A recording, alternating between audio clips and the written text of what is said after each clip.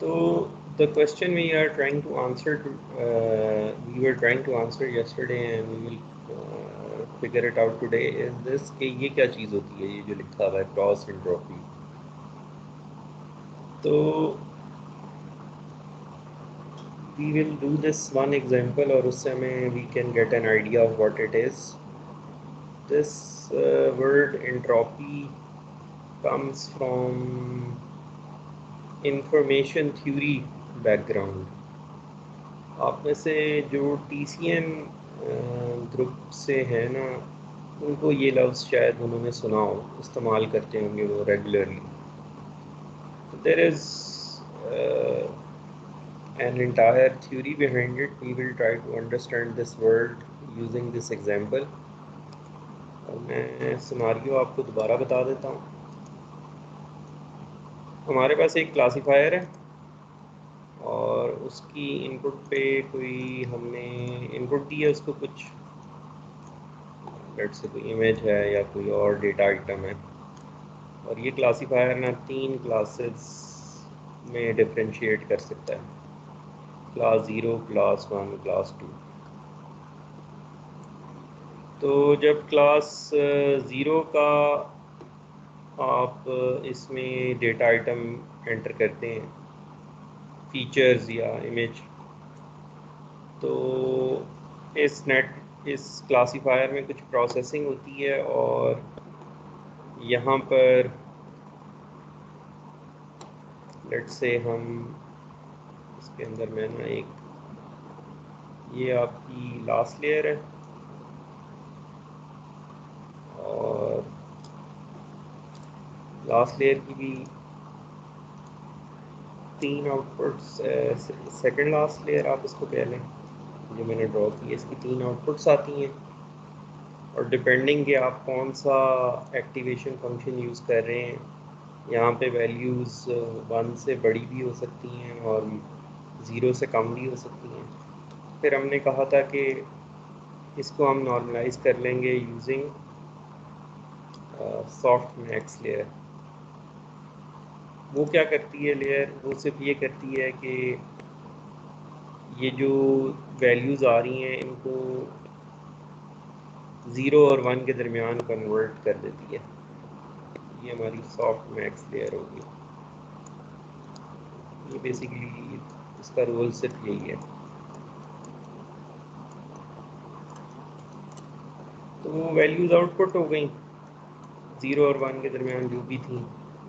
तो let's say ये class 0 का आइटम था, और ये जो अभी आपके नेटवर्क में वैल्यूज़ आउटपुट की हुई हैं 0.9, 0.01, 0.9, 0.01 और 0.09. तो इमेजिन करें आपने इस नेटवर्क को ट्रेन करना है. अभी आपको अच्छे वाले इसके पैरामीटर्स नहीं पता, तो आपने शुरू में रैंडम पैरामीटर्स इसमें एंटर किए थे, और रैंडम थीटा थे, और ये इनपुट दिया आपने, और इस नेटवर्क की ये आउटपुट है. तो आपने इनपुट डेटा दिया था, और आपने इसका लेबल भी साथ ही दिया था.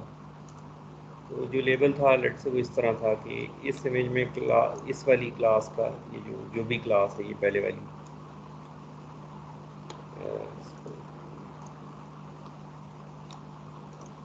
Let's say we are talking about cats, dogs and humans.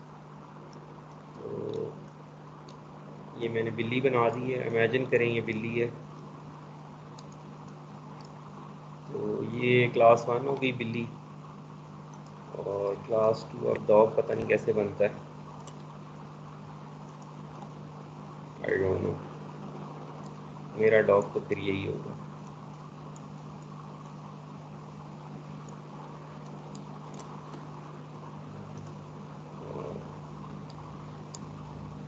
Have we started recording? Yes. और तीसरी क्लास हो गई हमारी ह्यूमन की. तो जब कैट वाला इमेज एंटर हुआ तो इस नेटवर्क ने कुछ आउटपुट किया, और आपने इसका लेबल दिया हुआ था कि जी इसमें ये पहली वाली क्लास होगी।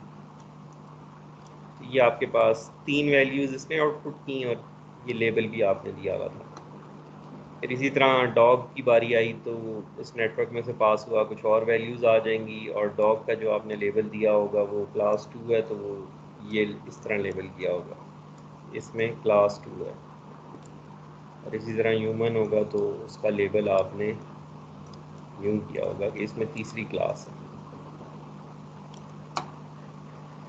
तो अब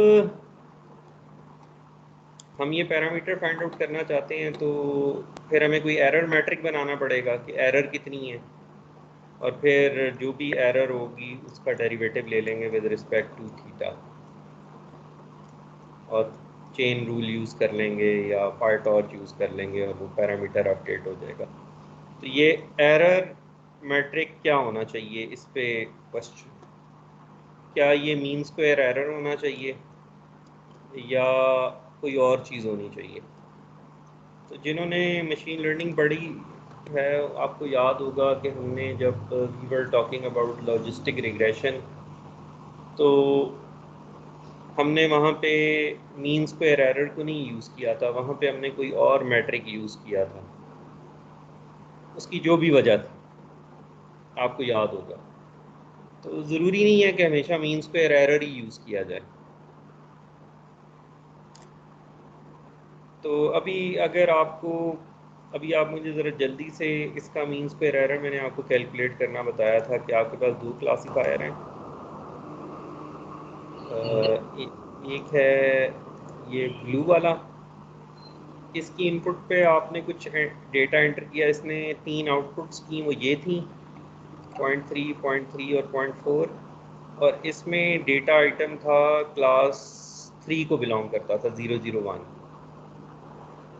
तो इसका, और फिर इसी तरह आपने एक और डेटा आइटम एंटर किया तो नेटवर्क ने सेकंड रो आउटपुट कर दी, और ये जो इनपुट थी बिलोंग टू सेकंड क्लास, और ये थर्ड इनपुट के लिए तीसरी रो आउटपुट हो गई, और ये लेबल है 100। ठीक है, तो अब हम, अच्छा ये अब ये एक ब्लू एक नेटवर्क ये है और एक ये ग्रीन वाला नेटवर्क है, तो हम दोनों के लिए मीन स्क्वायर एरर कैलकुलेट करना चाहते हैं, तो कैसे करेंगे।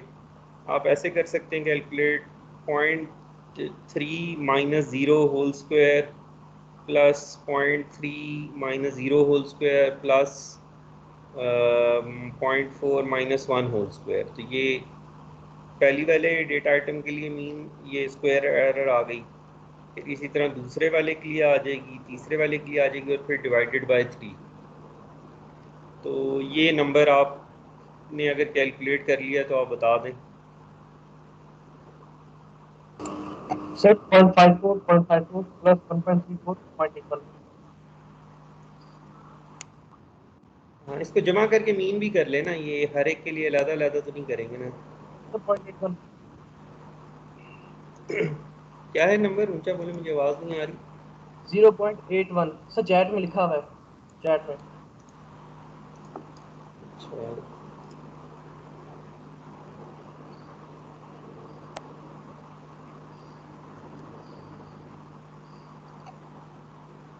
ठीक है, 0.54 0.54 1.34 0.81, और ये नीचे क्या है, 0.34 क्या है। सर ये दूसरे का मीन स्क्वायर। सबका यही आ रहा है। यस सर, यही है।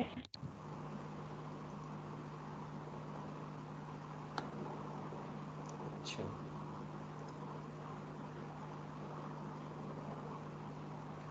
यहाँ पे इन्होंने भी, ये जो लिंक मैं यूज़ कर रहा हूँ इन्होंने भी कैलकुलेट किया हुआ है, इनका भी देख लेते हैं। ये तो कुछ और है, ये देख रहे हैं आप 0.81,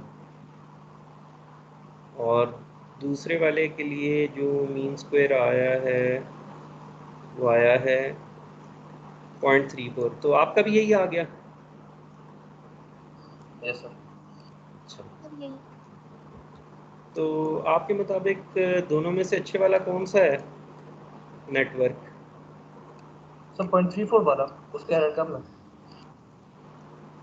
0.34 वाला है उसकी, जहाँ जिसकी एरर कम होती है वो अच्छा होता है ना। तो अब हम जाकर देखते हैं कि कल आपने मुझे कोई और जवाब दिया था, आज आप कुछ और जवाब दे रहे हैं। अब दोबारा देखें, आपके मुताबिक ग्रीन वाला जो नेटवर्क है उसकी मीन स्क्वायर एरर है 0.34 और ब्लू वाले की है 0.81। तो अब ये जो आउटपुट कर रहा है इसमें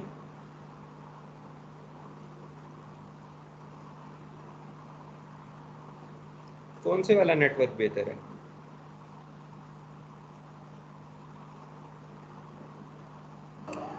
ग्रीन वाला, राइट। हाँ, ये वैल्यूज़ हम देखते हैं ना। इस ब्लू वाले को अगर हम देखें तो इस ब्लू वाले ने जो है तीसरी क्लास की प्रोबेबिलिटी सबसे ज़्यादा रखी है 0.4। तो it manage to got it right, इसमें तीसरी क्लास ही थी। और इस सेकंड डेटा आइटम के लिए भी इसकी बेयरली ही manage to cross the line. और तीसरे वाले में गलती हो गई ब्लू वाले से, क्लास 1 अवेलेबल है और ये कह रहा है कि 0.7। Now let's go and check the screen one. इसमें बड़ा कॉन्फिडेंट है वो, 0.7 वो कह रहा है थर्ड क्लास की। और सेकंड रो में again he is very confident और थर्ड वाले में उससे भी गलती हो गई। ही बेयरली गॉट इट रॉन्ग, 0.3 उसने कह दिया और क्लास 2 को। तो अगर हम देखें दोनों को कि दोनों में से किसने ज़्यादा गलतियां की हैं, तो दोनों ने एक ही गलती की है। ठीक है, तो एक्यूरेसी इनकी हो गई 0.67। मतलब दो, तीन में से दो ठीक कर लिए दोनों ने। लेकिन हम ये कह रहे हैं कि हमें ये लग रहा है इन वैल्यूज़ को देखने के बाद कि गलती तो दोनों ने एक ही की है तीन में से, लेकिन जो ग्रीन वाला है वो it's more confident when it is predicting the correct class and it barely missed the one जिसमें इससे गलती हुई है। तो जो एरर मैट्रिक होना चाहिए आपका वो ये चीज़ रिप्रेजेंट करे। अगर आप एक्यूरेसी को एरर लेते हैं तो दोनों के लिए जो नंबर निकलेगा वो 0.67 निकलेगा। इसका मतलब है accuracy is not the metric जो कि हमें बिग पिक्चर दिखाती है। Do you agree with this?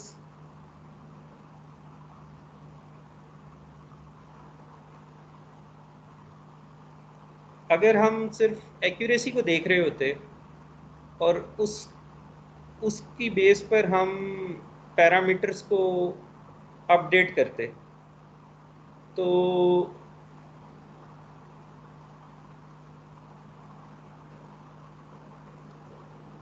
Accuracy तो दोनों की बराबर है,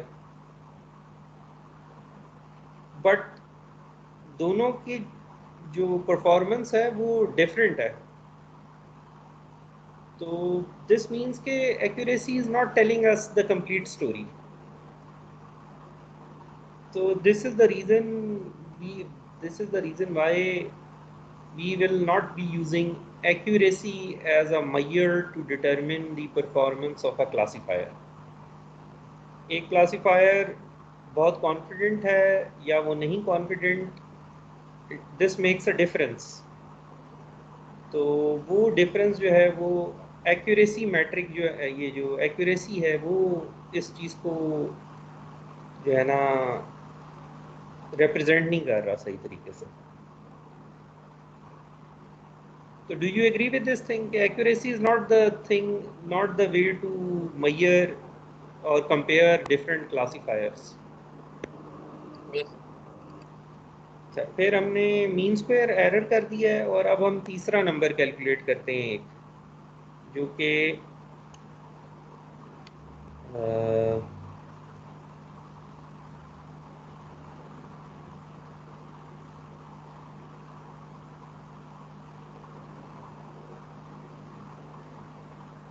अच्छा, ये अब मैं आपको फार्मूला बताता हूँ। आपने करना ये है, फार्मूला ये है कि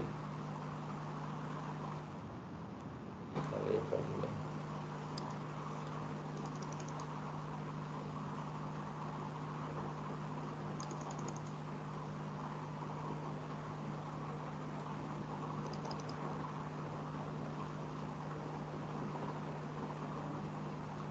आई want to show you the equation, ताकि वो जो है आपको नज़र आ जाए एक दफ़ा। तो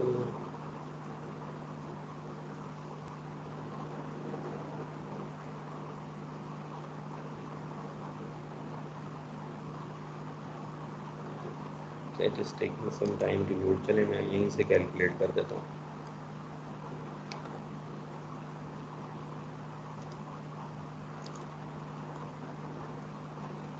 आपने करना ये है कि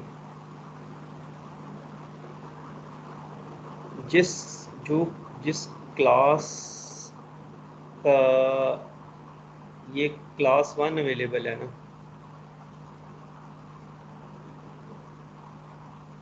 ये नीचे जो लाइन लिखी हुई है ना, it is related to this पहली रो। ये जो पहली रो है ना, इससे रिलेटेड हमने एक कैलकुलेशन की है जो आपको यहाँ नज़र आ रही है। हमने क्या किया, हमने इस लेबल को मल्टी लेबल, ये जो नंबर है 0, इसको मल्टीप्लाई किया है ln of this probability, plus repeat किया है। फिर हमने लेबल 0 है और अगेन प्रोबेबिलिटी 0.3 है, तो ln 0.3, और फिर प्रोबेबिलिटी लेबल 1 है और ln ऑफ 0.4। ठीक है, तो ये नंबर हमने कैलकुलेट कर लिया। अब इसमें जो तो चीज़ें 0 से मल्टीप्लाई हो रही हैं ना, वो तो ख़त्म हो जाएंगी, तो बच जाएगा -ln ऑफ 0.4। ठीक है, तो एक नंबर ये आ जाएगा आपके पास -ln ऑफ 0.4। फिर सेकंड रो के लिए करेंगे तो उधर भी एक ही टर्म बच जाएगी, -ln ऑफ 0.4। और तीसरी रो के लिए करेंगे तो उधर भी एक ही टर्म बच जाएगी, -ln ऑफ 0.1। तो आप ये नंबर, ये फाइनली आप ये तीनों वैल्यूज़ कैलकुलेट कर लेंगे और डिवाइड बाय 3 करेंगे तो आपके पास एक नंबर आ जाएगा। आप वेरीफाई कर लें आपके पास यही नंबर आ रहा है कि नहीं।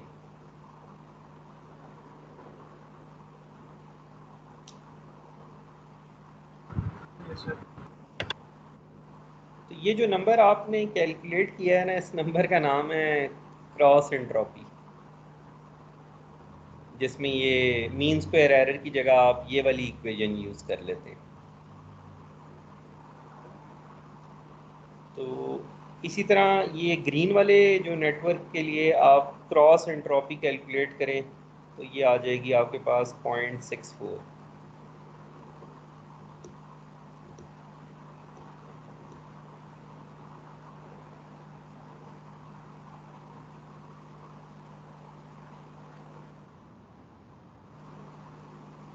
कर लिया कैलकुलेट।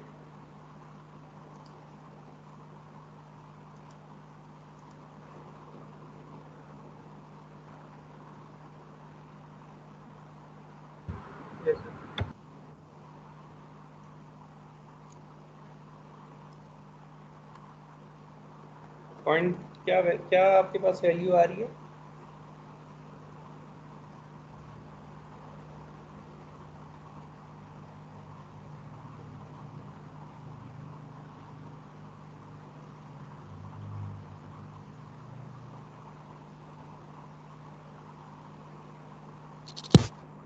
तो 1.378 आ रही है फर्स्ट के लिए।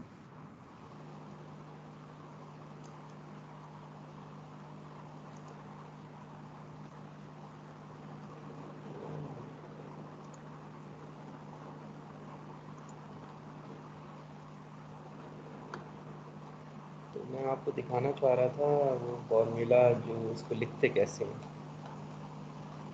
Cross entropy. ये देखें, ये नज़र आ रहा है आपके सामने।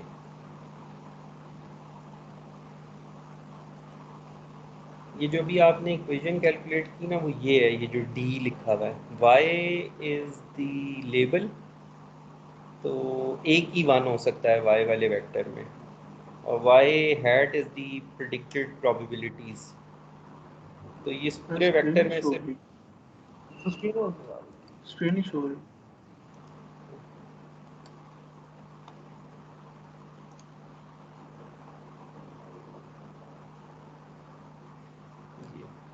ये जो अभी आपने इक्वेशन कैलकुलेट की है ना वो ये है।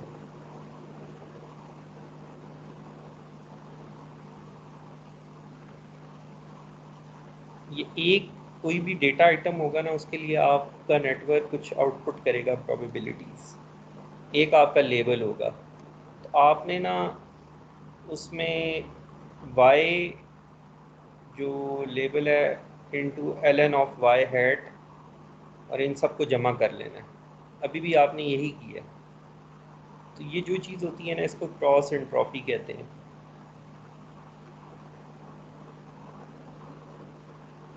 तो बहरहाल आपने कैलकुलेट कर लिया। अब आपके सामने जब भी ये फार्मूला आएगा ना y into ln of y estimated या y प्रेडिक्टेड, तो ये आप इसको कहेंगे कि दिस इज़ क्रॉस एंट्रोपी।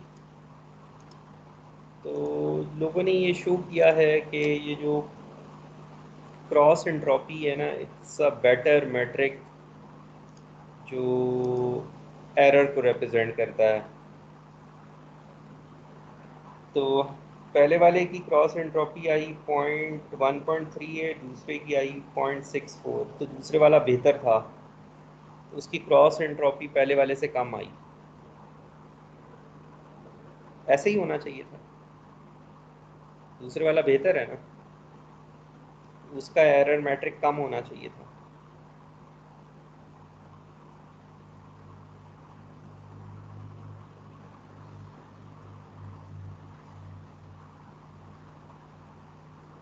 तो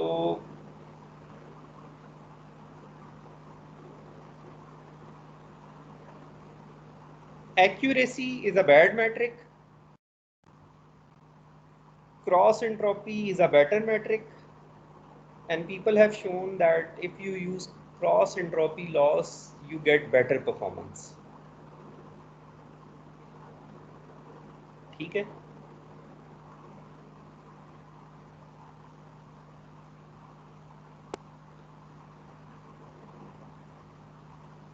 तो आप बता दें, मतलब अगर आपको मीन स्क्वायर एरर और क्रॉस एंट्रोपी में से किसी को सिलेक्ट करना पड़ा है तो इधर देखकर आपको कौन सा बेहतर लग रहा है?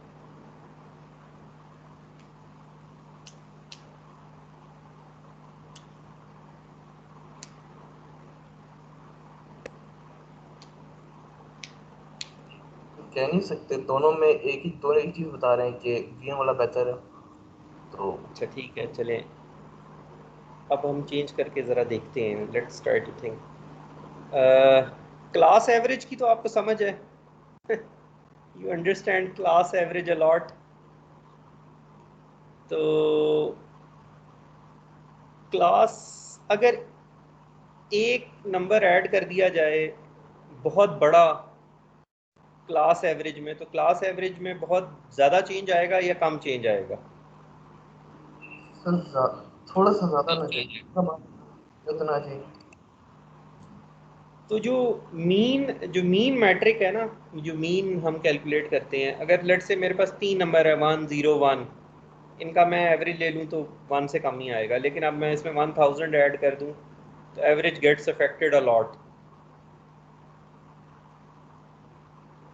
ठीक है, तो मीन जो है आप जाके स्टडी कीजिएगा कि mean is not robust matric.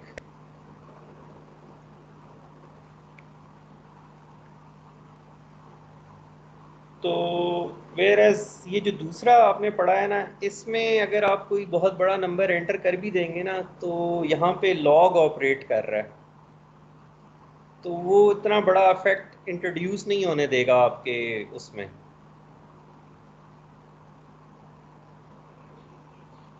Do you get my point? Yes sir. ठीक है, तो आप करके देखें, आप यहाँ पे ना कोई बहुत बड़ी गलती कर कर देखें और फिर ये दोनों नंबर कंपेयर करें। तो एक तरफ तो एरर लेंगे आप, वो नंबर अगर एरर बहुत बड़ी हो गई तो मीन में बहुत ज़्यादा चेंज आ जाएगा, और दूसरी तरफ आपने लेना है लॉग ऑफ दैट थिंग, और तो लॉग लेते हैं तो लॉग तो बहुत छोटा कर देता है ना नंबर को। तो एक गलती की जो कंट्रीब्यूशन होगी वो बहुत कम होगी इस नंबर के अंदर। तो यही बात दुरुस्त है कि अगर आपसे एक गलती हुई है तो आपका मैट्रिक बिल्कुल ही तो तब्दील नहीं हो जाना चाहिए ना। एक ही गलती की है ना आपने, चाहे बड़ी कर दी हो। तो ये जाके कंपेयर करें। हमारा टोटल जो एम था ना इसमें, देखें ये जो एरर मैट्रिक्स है ना, इनके ऊपर people have spend lives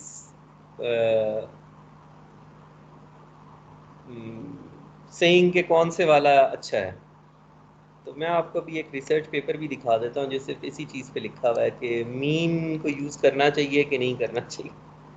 it's a very nice paper, you should go and read it. जरा एक मिनट, एलाबरेट और favourite mean square error.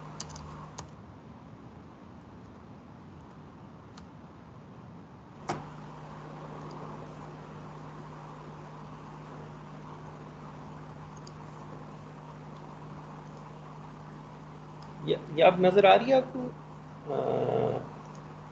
Can you see the screen? हाँ सर। ये देखें,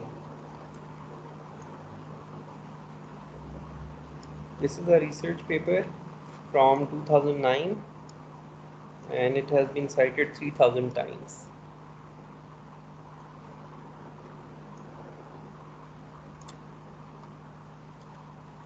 तो go and have a look at it. अभी जो अपने आप को सेटिस्फाई करने के लिए आपने करना ये है कि आप यहाँ पे बहुत बड़ी कोई गलती करें और फिर मीन स्क्वायर एरर भी कैलकुलेट करें और ये क्रॉस एंट्रोपी भी कैलकुलेट करें, और फिर देखें कि क्या फ़र्क पड़ता है। Anyways, now you know there is another metric which is called cross entropy, और वो नाम मुश्किल है लेकिन हमने एग्जांपल करके देख लिया है कि जो अच्छे वाला नेटवर्क है ना उसकी एंट्रोपी कम है। ठीक है,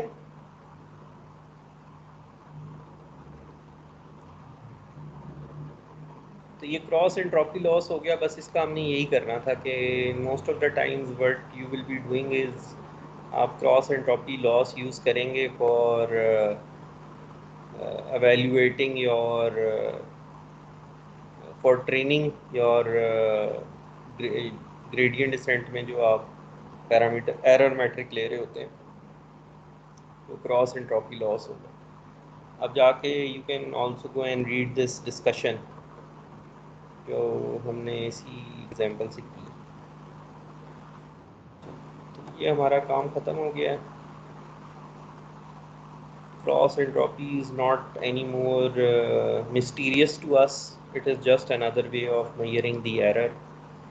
It does something similar to mean square error, but it is slightly better than mean square error. So that is why people prefer it.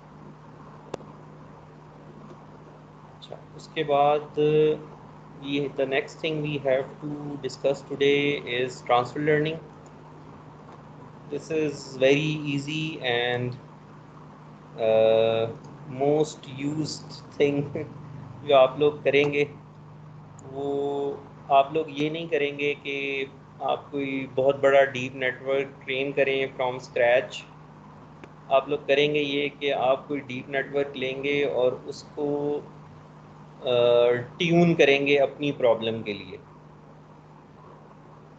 तो जो सबसे बड़ा चैलेंज होता है हमारे पास, हमने कुछ डीप बिग नेटवर्क्स को ट्रेन करने के कुछ चैलेंजेस डिस्कस किए हैं।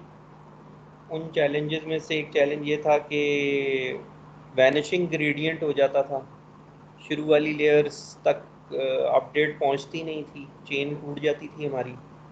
फिर उसको हमने ठीक किया। फिर हमारा दूसरा चैलेंज ये था कि टाइम बहुत लगता था सिंपल ग्रेडियंट डिसेंट से, तो हमने डिफरेंट तरह के ऑप्टिमाइज़र बनाए। तीसरा जो हमारा चैलेंज है वो ये है कि अगर हमारे पास डेटा कम हो तो फिर हम डीप नेटवर्क को कैसे ट्रेन करें, क्योंकि डेटा अगर कम है तो डीप नेटवर्क के तो पैरामीटर्स बहुत ज़्यादा होंगे। तो पैरामीटर ज़्यादा हों और डेटा कम हो तो क्या होता है?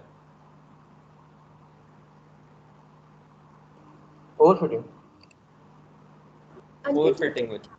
हाँ, ये हमें याद है, हमने ये मैंने आपको बताया था जब हम लीनियर रिग्रेशन पढ़ रहे थे कि जो वहाँ पे सीखा है ना वो इधर भी अप्लाई होता है। तो एनीवेज, तो फिर अब डेटा तो कम ही है, डेटा नहीं है हमारे पास, अब क्या करें? तो ये क्वेश्चन जो आता है वो ये आता है कि लेट्स से किसी ने एक अनरिलेटेड डेटा सेट पे, किसी ने किसी और डेटा सेट पे, बहुत बड़े डेटा सेट पे एक नेटवर्क ट्रेन किया। तो क्या अब हम उस नेटवर्क को डस्टबिन में डाल दें या उसका हमें भी कोई फ़ायदा हो सकता है? This is an important question for us कि क्या हमें उस नेटवर्क से कुछ मिल जाए, कुछ हम अपने डेटा में से सीख लें। एक सिचुएशन ये है कि हमारे पास सिर्फ हमारा डेटा है, एक हमारे पास एडिशनल इंफॉर्मेशन है, वो ये है कि किसी और डेटा पे हमने कोई ना कोई प्रोसेसिंग की हुई है। तो क्या वो प्रोसेसिंग जो हमने की है वो हमें कोई फ़ायदा पहुंचा सकती है कि नहीं? This is what we are trying to figure out. क्योंकि हमारे डेटा के साथ तो डीप लर्निंग नेटवर्क ट्रेन नहीं हो सकता, डेटा कम है और पैरामीटर बहुत ज़्यादा है, तो हम डीप लर्निंग नहीं कर सकते। तो हमारे अंदर ये ख्वाहिश है कि अच्छा अब हम तो नहीं कर सकते, तो चलो ये दो चीज़ें अगर मिल जाएं तो शायद हमें कोई फ़ायदा हो जाए। और ये जो बहुत बड़ा नेटवर्क है इस पे लोगों ने बड़ी मेहनत की है, बहुत बड़े डेटा सेट पे इसको ट्रेन किया है, बहुत वक्त लगा है इसको ट्रेन होने में, महीने लग गए हैं। और जो ट्रेन कर रहे थे वो एक्सपर्ट्स थे, उन्होंने इसको सही ट्यून किया है, और इस वजह से this network is very valuable although it is trained on a different data, but we are thinking कि हमें भी इसका कोई फ़ायदा हो।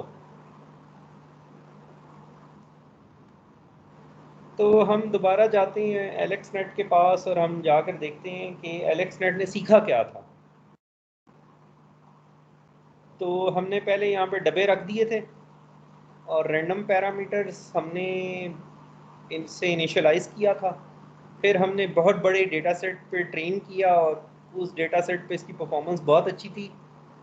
तो फिर हमने जाकर इन ब्लू बॉक्सेस को ना डायसेक्ट करना शुरू कर दिया था। हमने इनके अंदर जाके देखा कि अच्छा तुम बताओ तुमने क्या सीखा है। तो हमने तो हम क्या कर सकते हैं कि अब इन्होंने सीख लिया ना, एलेक्सनेट ने कुछ सीख लिया कि अगर इमेजेस को प्रोसेस करना है तो ये वाले फ़िल्टर होने चाहिए। तो हमारे दिल में ख्याल आया कि हम भी फिर यही वाले फ़िल्टर यूज़ कर लेते हैं। अब उसने सीख जो लिए हैं तो यही वाले अच्छे होंगे ना, तो हम एज इट इज़ ये वाले फ़िल्टर यूज़ कर लेते हैं, रादर के हम अपने फ़िल्टर ट्रेन करें, इनमें से कुछ इसके यूज़ कर लेते हैं क्योंकि उसने सीख तो लिया है। तो अगर ये वाले फ़िल्टर यूज़ करें हम, तो इनमें से कौन सा फ़िल्टर हमें यूज़ करना चाहिए? क्या सारे यूज़ कर लेने चाहिए जो उसने चीज़ें सीखी हैं? क्या हमें सारे फ़िल्टर यूज़ कर लेने चाहिए या उसमें से कुछ फ़िल्टर यूज़ कर लेने चाहिए? ये क्वेश्चन। तो अब हम देखते हैं कि ये जो इसने फ़िल्टर सीखे थे वो क्या थे, अगर हमें याद हो। शुरू में जो फ़िल्टर्स थे वो हमने देखे थे। Do you remember those filters? मैं दिखा देता हूँ आपको।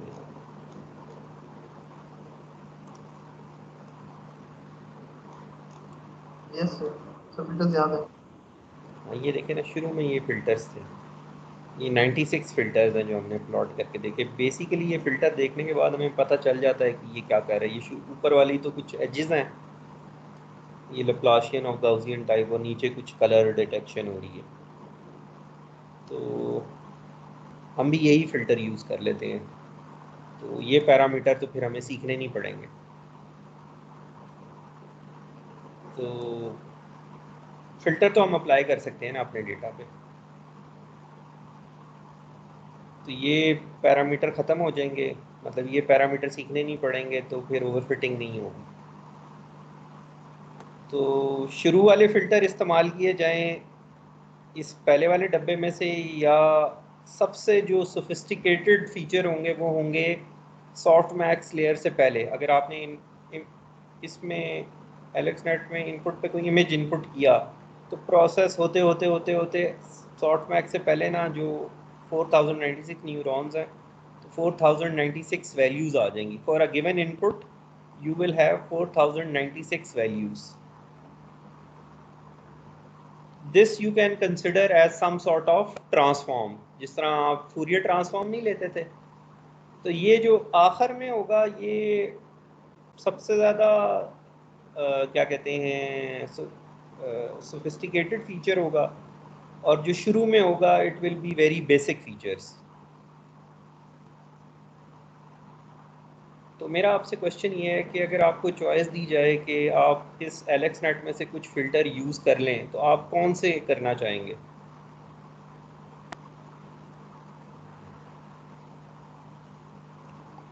सर ब्लू वाले सारे लेयर्स, सारी ब्लू वाली layers.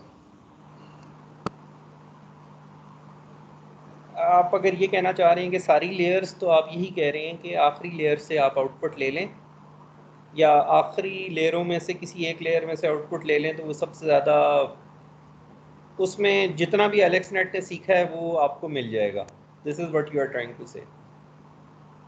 Yes sir. Sir and पे हम अपनी पसंद का कुछ हम उससे क्लासिफिकेशन करवाना चाहते हैं, कुछ और करवाना चाहते हैं, आखिरी 2-3 लेयर्स पे चेंज करते हैं, बाकी वही रहने दें। अच्छा, तो फिर हमने ये भी देखा था कि अब हम देखते हैं इसमें हमें क्या चाहिए। बस आपने याद ये रखना है, आप लोगों ने याद ये रखना है कि शुरू के जब ब्लू वाले बॉक्स को हमने डायसेक्ट करके देखा था तो हमें ये चीज़ें नज़र आई थी। ये वही फ़िल्टर थे जो हम कभी सिग्नल प्रोसेसिंग में डिज़ाइन किया करते थे खुद। तो कोई ये एलेक्सनेट तो ऑब्जेक्ट क्लासीफाई कर रहा था ना, उसने 1000 ऑब्जेक्ट्स को क्लासीफाई करना था। उसने भी उसी तरह के फ़िल्टर बनाए जो हम बनाते थे अपने किसी और काम के लिए। तो ये तो बेसिक प्रोसेसिंग है जो कि हमें करनी होती है चाहे कोई भी प्रॉब्लम हो। तो ये हम कह सकते हैं कि ये वाले फ़िल्टर जो है ना, दे आर जेनेरिक। अगर मैं ऑब्जेक्ट डिटेक्ट करना चाहता हूँ या मैं सीन डिटेक्ट करना चाहता हूँ, तो ये फ़िल्टर तो यही रहेंगे शुरू वाले। और ये जो आखिर वाले, ये जो आखिर में ट्रांसफॉर्म होकर आपको आउटपुट मिलती है, कि आप अपने डेटा को एलेक्सनेट में इनपुट करें, तो आपके पास आप पहले कॉन्वोल्यूशनल लेयर के बाद आपके पास कोई आउटपुट आ जाएगी। उसका मतलब ये होगा कि आपने पहली लेयर के सारे फ़िल्टर अप्लाई कर दिए अपने इनपुट पे, और फिर अगर आप उसको फर्दर लेयर में से गुजारें तो बाकी लेयर्स भी आप अप्लाई करते जा रहे हैं, और फाइनली ये आखिरी लेयर आ गई आपके पास, ये 4096। तो आपने सारी लेयर्स अप्लाई कर दी। तो हमने ये भी एक डायग्राम देखी थी।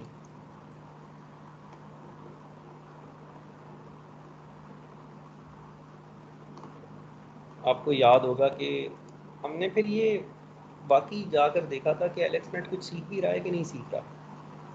हम क्या करते थे कि हम हर इमेज को पास करते थे एलेक्सनेट में से, फिर वो 4096 डायमेंशनल वेक्टर बन जाता था, फिर उसको PCA यूज़ करके 2D पॉइंट बनाते थे और वहाँ पे इमेज चिपका देते थे जाके। और जब हमने ये तस्वीर देखी तो हमें नज़र आ गया कि जो चीज़ें मुख्तलिफ हैं ना, जिस तरह मैन मेड वर्ल्ड वो अलहदा इमेजेस पड़े हुए हैं, और जो नेचुरल वर्ल्ड है जिस तरह इंसेक्ट्स और फ्लावर्स वो अलहदा पड़े हुए हैं, एनिमल्स अलहदा पड़े हुए हैं। तो सिंपल लीनियर डिसीजन बाउंड्री बनाकर हम इनको क्लासिफाई कर सकते हैं। तो एलेक्सनेट ने कुछ सीख लिया और उसने हमारा काम बड़ा आसान कर दिया है। अगर आपको याद हो, हम जब नियरेस्ट नेबर क्लासीफायर बनाते थे तो सिंपल लीनियर बाउंड्रीज बना रहे थे। वो सबसे सिंपल क्लासीफायर था जो हमने बनाना सीखा था। तो अगर हमने इमेजेस को एलेक्सनेट में से पास किया और आखिरी लेयर को विजुअलाइज करके देखा, तो हमें नज़र आ रहा है कि उसने सारा काम हमारा कर दिया है। अब हमें सिंपल लीनियर एक लाइन लगानी है और डिफरेंट डिसीजन बाउंड्रीज बन जाएंगी। Do you agree with this thing कि एलेक्सनेट ने सारा हमारा काम कर दिया है? Yes sir. तो उसने इमेजेस को रख ही ऐसे दिया है कि जो चीज़ें मुख्तलिफ हैं वो अलहदा पड़ी नहीं है। तो simple decision boundary will do it. तो ये सिंपल ट्रिक्स हैं इसकी, ये जो एक्सपर्ट्स ने हमें बताया है कि कैसे आपने एलेक्सनेट या इस जैसा और कोई डीप नेटवर्क आपको मिले तो आपने यूज़ करना है। चार सिचुएशंस हो सकती हैं, उनमें से दो ज़्यादा इम्पॉर्टेंट हैं हमारे लिए। पहली सिचुएशन ये है कि आप जिस प्रॉब्लम पे काम करना चाह रहे हैं, आपके पास बहुत बड़ा डेटा सेट है और it is similar to previously trained network. For example, AlexNet objects detect करता था, लेट से उसने हॉर्स कैरेज डिटेक्ट करना सीखी हुई थी, और अब आप डिटेक्ट करना चाहते हैं कि स्ट्रीट सीन है कि नहीं, आप सीन क्लासीफाई करना चाहते हैं। अब होता, जिधर हॉर्स कैरेज नज़र आ रहा है उधर स्ट्रीट सीन भी नज़र आ रहा है, आपको गली भी नज़र आ रही है, तो ये डेटा सिमिलर है। If you are working on such problems, तो एलेक्सनेट ने पहले यही सीखा होगा ना कि ये जो फीचर्स होते हैं ये बैकग्राउंड के होते हैं और घोड़े के फीचर्स ये होते हैं। ये उसने सीख लिया था ना कि ये घोड़े के फीचर होते हैं और ये बैकग्राउंड के होते हैं, तभी वो बताने में कामयाब हो सकता है कि ये हॉर्स कैरेज है या नहीं है। तो उसने बैकग्राउंड तो देखा ही हुआ है ना, ये बिल्डिंग, सड़क, बंदे, ये सारी चीज़ें उसने देखी ही नहीं है पहले। तो अगर वो हॉर्स कैरेज को इनसे अलहदा कर रहा है तो इसका मतलब उसने सीख लिया कि ये चीज़ें और हैं और हॉर्स कैरेज और है। और अब आप चाहते हैं कि अब आप स्ट्रीट सीन आप फर्ज करें street scene versus bedroom classify करना चाहते हैं for any robot.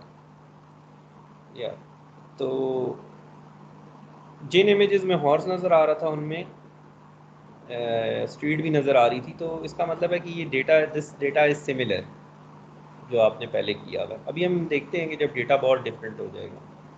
Data different इस तरह हो जाएगा कि आप ह्यूमन ऑब्जेक्ट, ये मैन मेड वर्ल्ड में देख रहे हैं, नॉर्मल एवरीडे ऑब्जेक्ट्स को क्लासीफाई करना चाहते हैं, और अब मेडिकल इमेजेस आ गए। This is totally different. Medical image के अंदर कुछ भी, माइक्रोस्कोप के अंदर ली हुई तस्वीर में से कुछ भी ऐसा नहीं है, कोई टेक्सचर ऐसा नहीं है जो आपको नॉर्मल एवरीडे में नज़र आए, unless may be you enter an art gallery. तो you will know when your data is very different। लेकिन जो इसमें इंपॉर्टेंट बात है ना वो ये है कि डेटा बहुत बड़ा है आपके पास। तो जब आपके पास डेटा बड़ा है तो आप कहते हैं मुझे क्या परेशान होने की ज़रूरत है, नेटवर्क जितना भी बड़ा हो, मेरा डेटा बड़ा है, मैं नेटवर्क पूरा का पूरा ट्रेन कर सकता हूँ। कर लें आप ट्रेन, ओवरफिट नहीं होगा आपका नेटवर्क।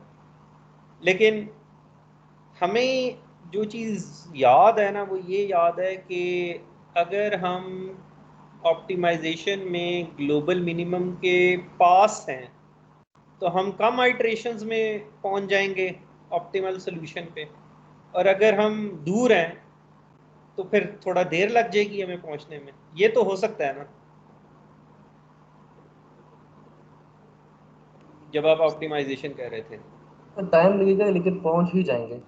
हाँ, ये जो टाइम लगेगा ना ये बहुत इंपॉर्टेंट है, क्योंकि हमने बड़ी मेहनत की है टाइम को कम करने में। आपको याद है हमने ऑप्टिमाइज़र बदले, हमने सीपीयू की जगह जीपीयू लगाया कंप्यूटर के अंदर अपना, काफ़ी हमें मेहनत करनी पड़ी है। तो अगर एक आइट्रेशन में हमें 6 दिन लग जाते हैं तो हम एक आइट्रेशन भी एक्स्ट्रा नहीं करना चाहेंगे।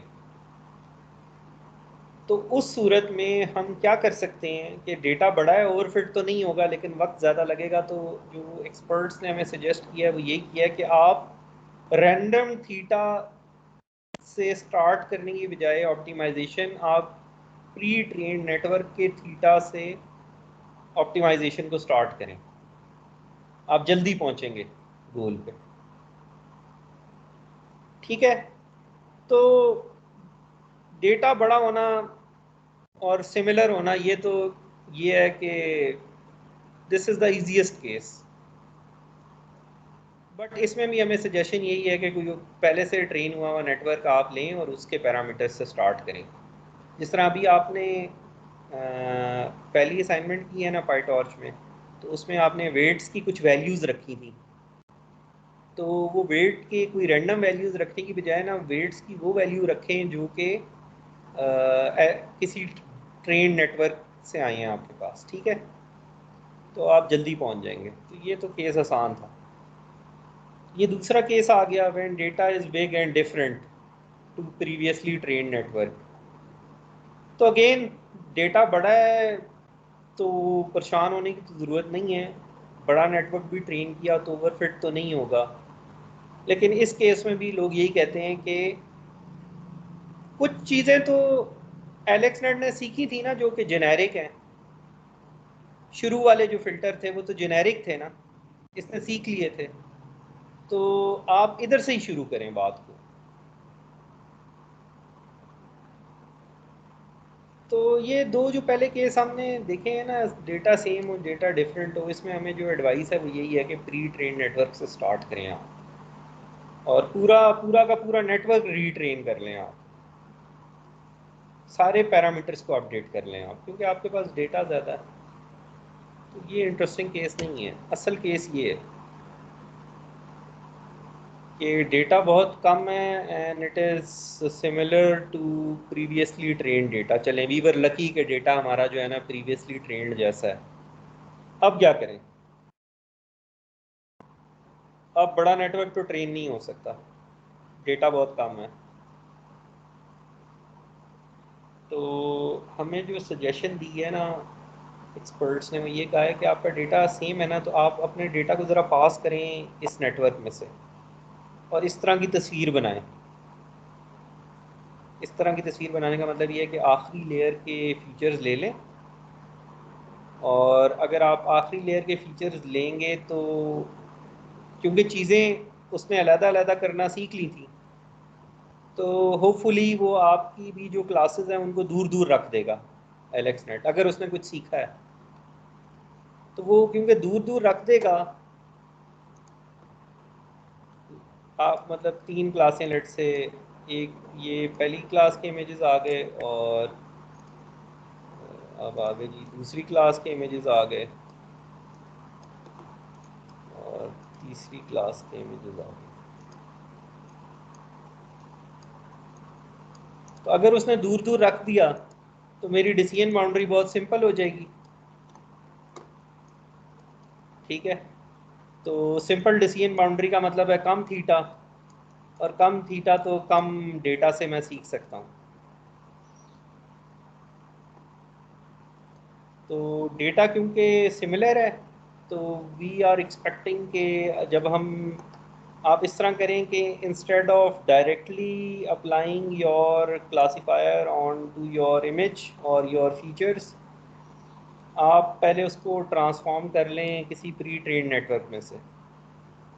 और फॉर एग्जांपल आप ये देखें, आपके इमेज का साइज़ है 227 क्रॉस 227 क्रॉस 3, तो टोटल साइज़ कितना बनता है 227 क्रॉस 227 क्रॉस 3? ये नंबर बताएं ज़रा जल्दी से मुझे।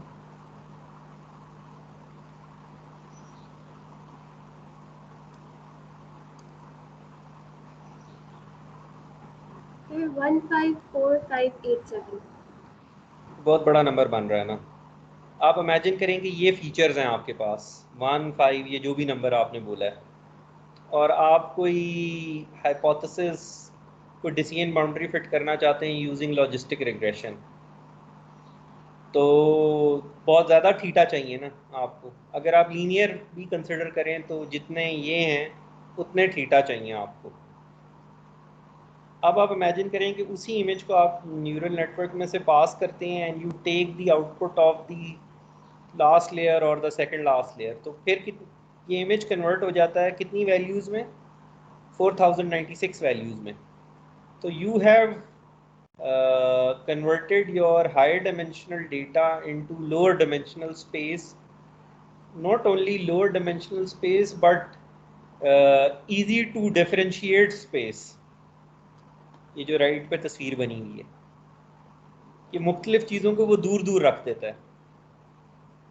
तो जब वो मुख्तलिफ चीज़ों को दूर दूर रख देगा तो आपकी डिसीजन बाउंड्री हो जाएगी सादा, मीन्स के कम पैरामीटर होंगे, और डेटा भी कम है तो पैरामीटर भी कम है, तो चले ठीक है, कोई बात नहीं।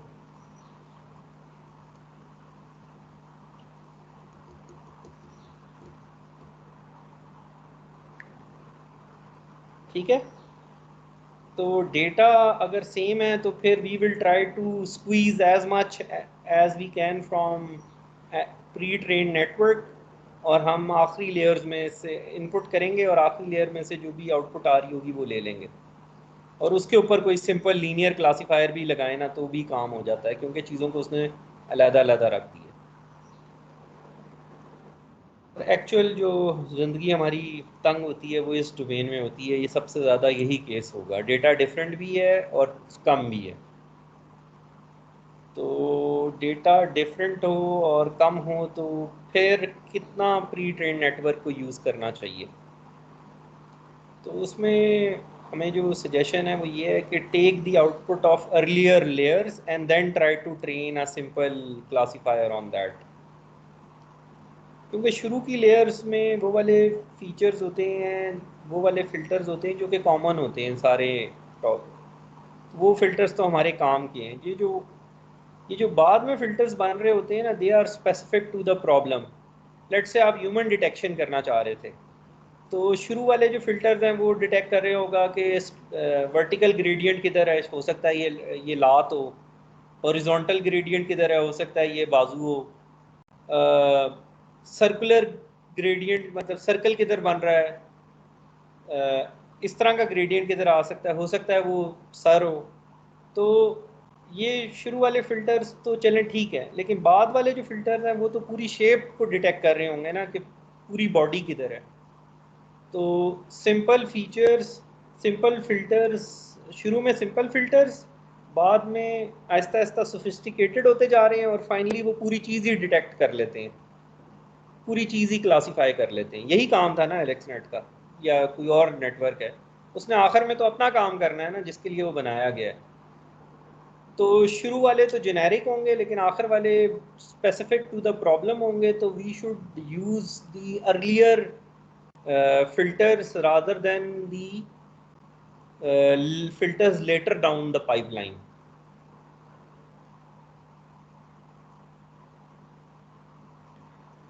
तो ठीक है, ये these are just tips given to us। अगर हमारा दिल नहीं मानता तो हम क्या करते हैं कि हम सारे काम करके देख सकते हैं, हम इस वाली लेयर के भी फिल्टर फीचर्स ले लेंगे, अगली वाले से भी लेके क्लासीफायर बनाने की कोशिश करेंगे, अगले वाले से भी लेके, तो आप जब जाकर देखेंगे तो होगा यही कि अगर आप डाटा बिल्कुल डिफरेंट था और आप किसी फाइनल लेयर्स में से किसी लेयर की आउटपुट ले रहे हैं तो उससे बेहतर वो फीचर काम करेंगे जो कि अर्लियर लेयर्स की आउटपुट है।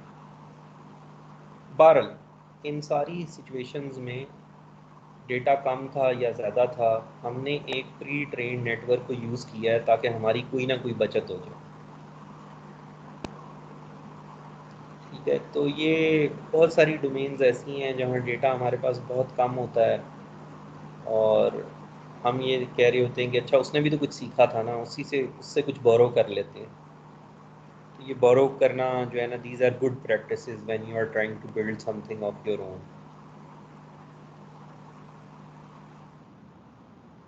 ये एक रीसेंट पेपर है 2019 या 20 का, आप सर्च करें ज़रा इसका नाम, आपको इसका साल पता चल जाएगा। ये नीचे नाम लिखा हुआ है, नॉट सो सुपरवाइज्ड।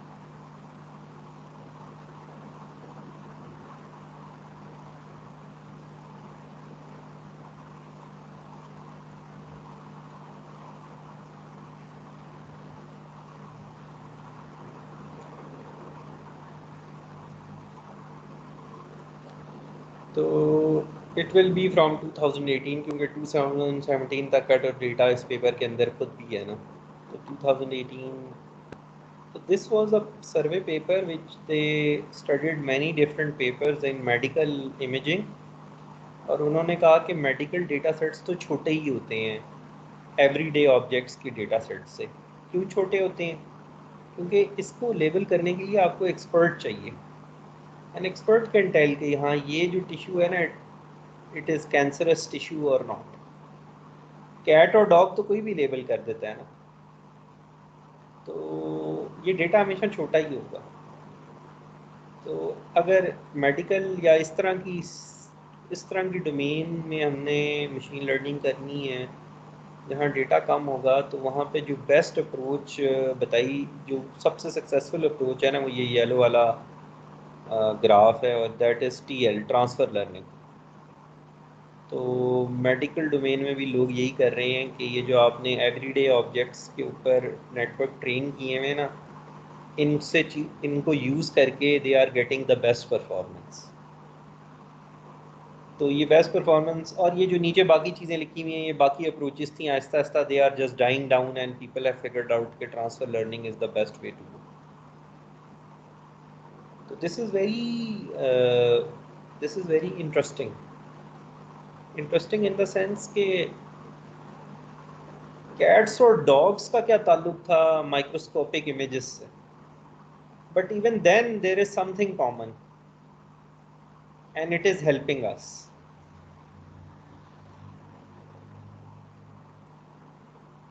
तो ट्रांसफर लर्निंग सुनने में अजीब लगता है कि कैट्स और डॉग्स ये मुझे प्री ट्रेन यूज कर रहे हैं हम और हमें कुछ फायदा हो रहा है। हाँ, उससे हमें समझ भी आ गई ना कि शुरू में जो फिल्टर्स बने हैं वो तो बहुत ही बेसिक फिल्टर्स है ना, हॉरिजॉन्टल एज और वर्टिकल एज, और मतलब अगर आपने मेडिकल इमेज में भी कुछ एजेस तो तलाश करनी होती होंगी ना, कि जो सर्कुलर रीजन होता है टिश्यू का वो एक हो सकता है वो इट इज़ ओके, और जो बहुत ही कुछ और तरह की लाइनें नज़र आना शुरू हो जाएं आपको।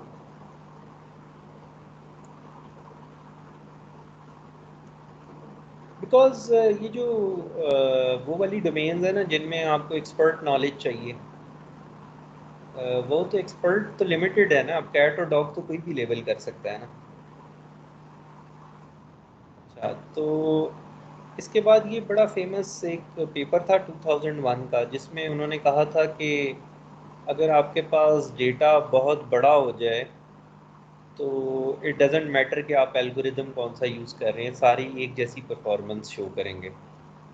शुरू में जब डेटा कम था ना, तो ये चारों एल्गोरिदम में से ये रेड वाला बेहतर था, लेकिन डेटा आप बढ़ाते गए ना तो ये सारे एल्गोरिदम इकट्ठे हो गए और ये रेड वाला भी ऊपर जा रहा है। अगर आप डेटा थोड़ा सा और बढ़ाएं ना तो ये रेड वाली लाइन भी इनके साथ मिल जाएगी। So we discuss this thing कि डेटा इंपॉर्टेंट है कि एल्गोरिदम। इस तस्वीर से लग रहा है कि जब डेटा बहुत बड़ा होगा ना, बिग डेटा होगा, तो फिर डेटा ही इंपॉर्टेंट है, एल्गोरिदम इंपॉर्टेंट नहीं है। ये रिसेंटली जो है ना, इसको ये 2001 की बात है, फिर 2017 में दे रिपीटेड दिस एक्सपेरिमेंट, ये CMU और गूगल टीम ने। इन्होंने क्या किया कि इन्होंने 300 मिलियन इमेजेस का एक डेटा सेट इकट्ठा किया। तो ये कह रहे थे कि नेटवर्क तो हमारे बड़े होते जा रहे हैं, एलेक्स नेट है, VGG है, रेजनेट 50, रेजनेट पता नहीं 101, इंसेप्शन नेट, ये तो हमने सारे पढ़ लिए ना। तो ये नेटवर्क के पैरामीटर बड़े होते जा रहे हैं, नंबर ऑफ़ लेयर्स बढ़ती जा रही हैं और GPU भी हमारे बेहतर होते जा रहे हैं, लेकिन हमारा डेटा जो वो था सबसे बड़ा डेटा सेट वो फिक्स्ड है। तो मेरा ख्याल है वही इमेज नेट की बात कर रहे होंगे। तो इन्होंने कहा कि डीप लर्निंग जब हुई है उसके बाद क्या हम जाकर देखते हैं कि इससे भी बड़ा डेटा सेट करने का हमें कोई फ़ायदा है। तो इन्होंने एक बहुत बड़ा डेटा सेट बनाया 300 मिलियन इमेजेस का, जो सबसे बड़ा डेटा सेट था up till now on everyday objects. और इन्होंने प्रूव ये किया कि लेट्स से मैंने इन इमेजेस पे एक नेटवर्क ट्रेन कर लिया और मैं किसी और प्रॉब्लम को सॉल्व करना चाहता हूँ, तो मैं ये क्या करता हूँ कि मैं इस नेटवर्क को मैंने ट्रेन कर लिया और जो प्रॉब्लम है वो भी एवरीडे ऑब्जेक्ट्स की ही बात कर रहे हैं कि लेट्स से मैंने ह्यूमन डिटेक्शन करनी है। तो इन्होंने फिर कहा कि अच्छा हम यूँ करेंगे कि इस अपने डेटा सेट पे एक नेटवर्क को ट्रेन करेंगे और उसको सिर्फ उसकी कुछ लेयर्स को चेंज करेंगे for any other everyday object task. और इन्होंने ये शो कर दिखाया था कि अगर आपका शुरू वाली लेयर्स वाला जो नेटवर्क है, बेस नेटवर्क जिसको कहते हैं, ये बहुत बड़े डेटा सेट पर ट्रेन हुआ है ना, तो आप state of the art performance achieve करेंगे on other tasks as well. तो ये कहा, तो इन्होंने कहा finally as expected we present new state of the art results on different vision task such as classification, detection, segmentation and pose estimation. मतलब ये जो 4 एरियाज थे ना विजन में, 4 तरह की कम्युनिटीज काम कर रही होंगी। कोई ऑब्जेक्ट डिटेक्शन में इंटरेस्टेड होगा, कोई क्लासिफिकेशन में इंटरेस्टेड होगा। तो वो जो भी उनके बेस्ट मॉडल्स थे ना जो कि उन्होंने ट्रेन किए हुए थे, इन्होंने अपना जो नेटवर्क है उसको यूज़ करके इन सबसे बेहतर परफॉर्मेंस शो की।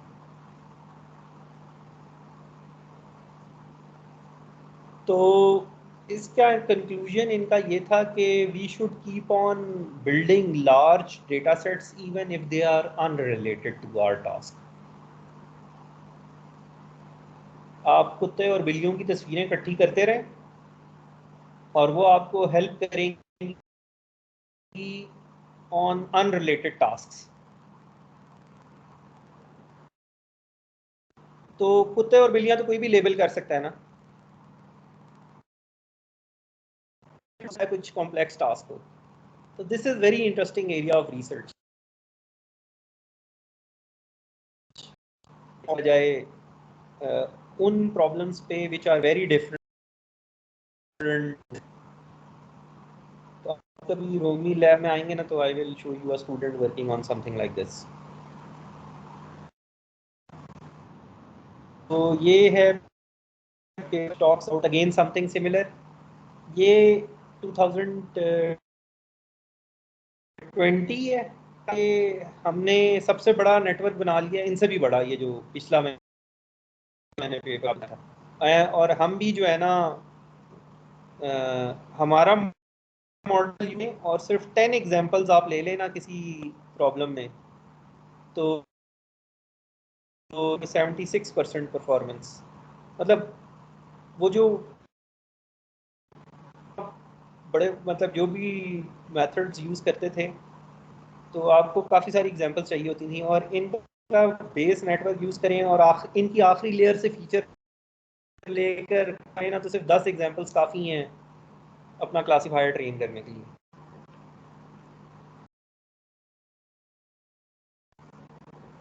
This 5th to 2020। आज क्या तारीख है? 5 में 1 साल हो गया। 5th मई 2021। तो बहरहाल ये जैसे ही आप लोग पिछले साल आप अप्लाई कर रहे होंगे ना MSEEAI के लिए, तो उस वक्त ये पेपर पर, तो this is the state of the art है कि कैसे एक बहुत बड़ा नेटवर्क बना लिया जाए जिसको बनाना क्योंकि आसान है, क्योंकि वो तो ऑब्जेक्ट चलकर बन रहा है, और फिर उसके अनरिलेटेड टास्क के ऊपर जिधर डेटा इकट्ठा करना मुश्किल है. So we see that research is not always about equations and complicated stuff. Sometimes research is fun. और इसी वजह से हमने अभी आपको जो सेमेस्टर प्रोजेक्ट एक दिया है उसमें एक डेटा सेट बायस की बात है. वो एक पेपर है जो कि which reveals another aspect of data कि your models will be as good as your data, और जो डेटा होता है उसमें बायस होती है. ये जो कुत्ते बिल्लियाँ होंगी ना, ये इमेज के सेंटर में ही होंगे हमेशा, क्योंकि आपने अपने पेट की तस्वीर खींची होगी, तब किसी ने बिल्कुल टॉप से तस्वीर नहीं खींची होगी कि एरियल व्यू हो. तो इन्होंने और भी बाइसेस बताए हैं. तो that is also very interesting area and really easy to digest. It doesn't involve too much mathematics, but it involves understanding and figuring out the weakness of data set. Excuse me sir, sir transfer learning में फिर बायस की problem नहीं होती ज़्यादा, क्योंकि हम बहुत simplistic assumptions कर रहे हैं, तो इससे फिर अंडरफिटिंग भी तो हो सकती है कभी कभार. अंडर फिटिंग हो सकती है, देखिए हो तो कुछ भी सकता है, लेकिन